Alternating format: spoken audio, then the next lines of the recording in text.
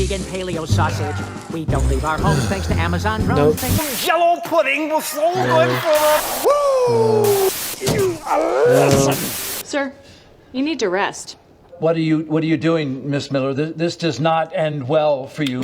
If you just put the money down, we'll never speak of this ever again. I surrender. I remember you.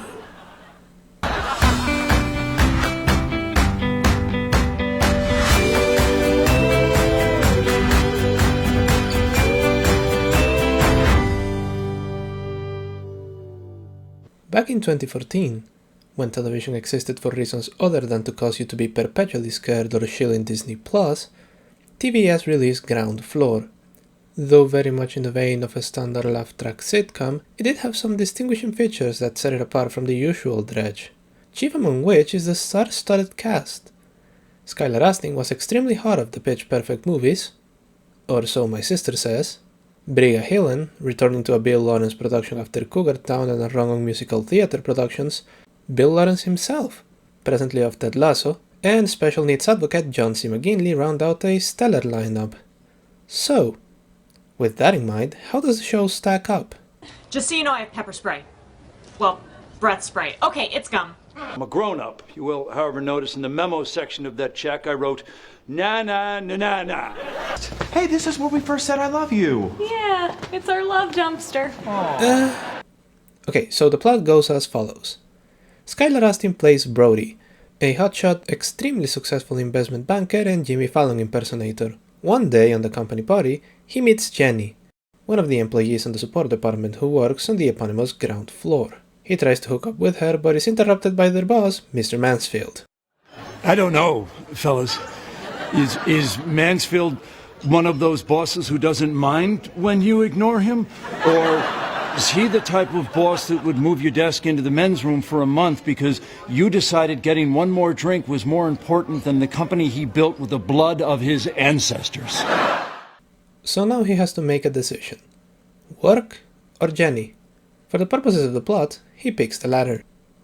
This is going to be the central conflict of the entire season. There was this girl. Ah, yes. It's the start of every tragic story. Mercifully, it is broken by all of the other characters. Let's take it from the bottom. Jenny works with members on the ground floor staff, all of which seem to be written work-shy, easily gullible, or dysfunctional in their own unique way. Rory Scovel plays Harvard, real name Mark, a sort of gobbling, obsessive-compulsive community college graduate who has an unnatural obsession with Jenny. James Earl plays Derek, street-smart, fond of herbal relaxation treatments. I'd be losing my mind if I'd had the special stress remedies my doctor prescribed. You know, Dr. Ganja's not a real doctor. Go to my guy, he's legit. Dr. Doobie Hauser. And Alexis Knapp plays Tori. Her job seems to be window dressing and wildcard as the episode demands. You know who's fluent in Mandarin is Tori. Are you serious? Can you spare her for a day? Spare her? We don't even know what she does. Up at the top, filled with self-aggrandizing and slightly twitty bankers, you have Threepeat, Brody's best friend and eternal comic relief, played by writer and supervising producer Renee Goube. That is outrageous.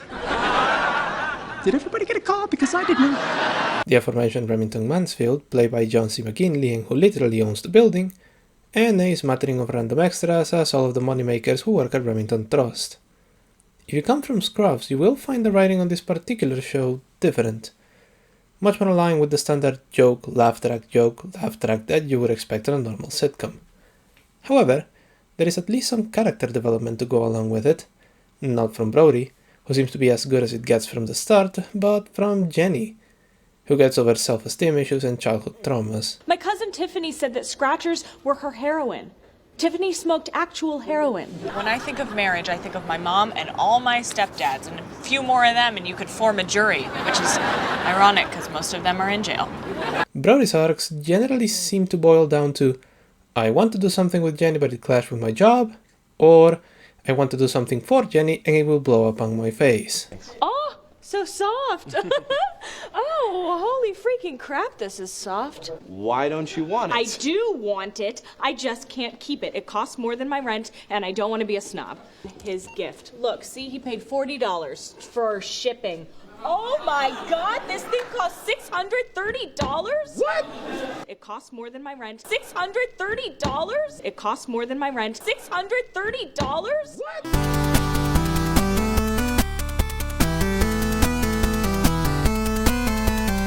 Naturally, all of this comes to a head on the season finale, where after fucking around for 8 episodes, Brody decides that he wants to tell Jenny that he loves her.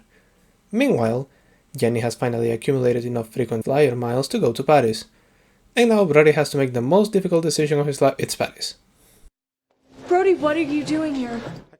But it does come with a price. You take all the time you need in Paris. Thank you, sir. You're fired.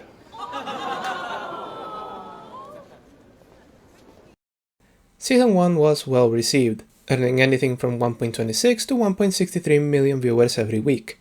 For comparison's sake, the most viewed show on television that wasn't sports was... with around 2.25 million viewers.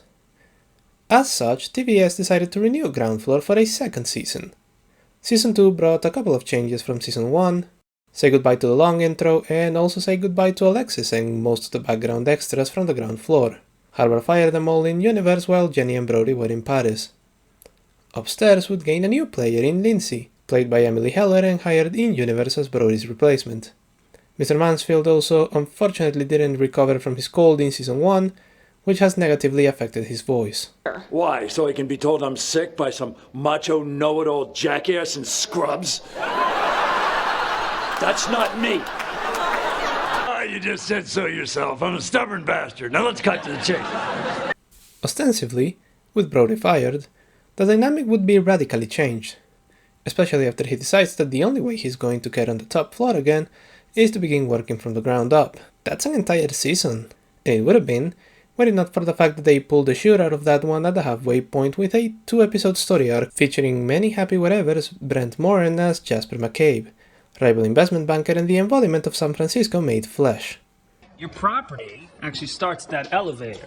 And you see, the lobby is actually designated a public space per the San Francisco zoning code. Did I mention that I minored in urban planning? I also happen to play the French horn. Oh my god, he's a Renaissance man. It works and he poaches most of Remington, leaving space for Brody. The rest of the season is spent on him trying to get her interested in marriage and her working through her traumas regarding marriage. Those are difficult topics to work through, and if you have to do it, you better do it in a familiar, comforting, welcoming place. Somebody say Vegas? Yes, the season finale takes place in Las Vegas, in a smaller version of Mansfield's house. Jenny and Brody cement their relationship and are on the track to marriage. This happens. Brody Moyer, will you marry me? And also this. What have I done? What have I done? What have I done? Will Threepwood get out of it? Will they actually get married? We'll never know. In November 2014, Turner Entertainment hired Kevin Riley from Fox, where he achieved massive success. Under his stewardship as president of entertainment, Fox introduced Bob's Burgers, Brooklyn Nine-Nine, Gotham, and created a project that would lead to Rick and Morty. 3 months after he accepted the job as chief creative officer at Turner, he announced that he would be pursuing a clean slate at TBS, cancelling all of the channel's original sitcoms with the exception of another Bill Lawrence project, Cougar Town, though this was because the show was already on its final season. Despite consistent viewership and an average higher than season 1's, on February of 2015, 2 weeks after the actors were allowed to explore further pilots, Ground Floor was cancelled. In its place, Riley decided that TBS would offer edgier programming. Everyone that was in it seems to be doing well for themselves, the entire show seems to have amounted to relatively little in their careers and the great pools of entertainment from the Happy Bucks, and nobody seems to be entirely sad for its cancellation, with the possible exception of Threepwood, who is now perpetually stuck in that limousine.